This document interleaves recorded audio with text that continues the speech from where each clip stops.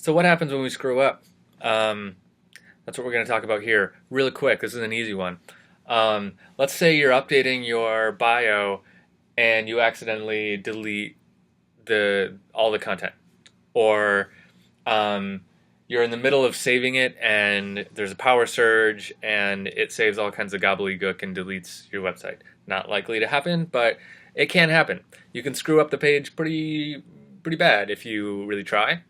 Um, and sometimes it would be great just to be able to roll the clock back and get how it was yesterday.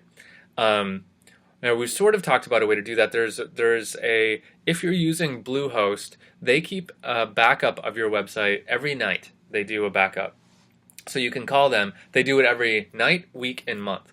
So you could call them or hit up their tech support and say, "Hey, restore my website to what it was yesterday, please."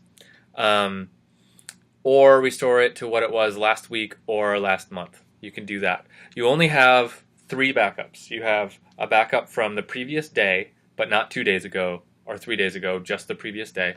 You have one from the previous week, but not 2 weeks ago, but not 3 weeks ago, and the previous month, but not, you know, 2 or 3 months ago. So those are your three options for backups. But in the case of a single post, you have a much easier solution than restoring your whole website.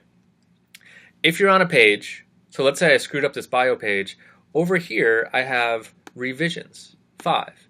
It says I've revised this page 5 times since I made it, and I can click browse. And now I'm looking at different versions of the page. So, and it highlights what was changed.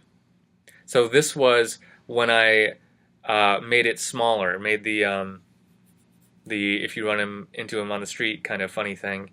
This was with big text and this was with little text. So if I wanted to, I could restore this version and just rewind time back to that. I could go back farther and farther, and you can see the stuff I'm changing. Here it was this image I added, which is what, it's weird that it's just showing you this in code and not in text, but it's better than nothing. So you can always just use this thing and just rewind time to go back, and then you can just hit restore this version and bring back an older version of the page really easily. And you can do this on any page you've made. So there is that version history that you can always go back and get an older one. So it can be a little bit of a saving your butt kind of thing if you accidentally destroy a page or edit it in a way that is just terrible. So use that. Remember that it's there. Hopefully you won't need it, but if you do need it, it's there.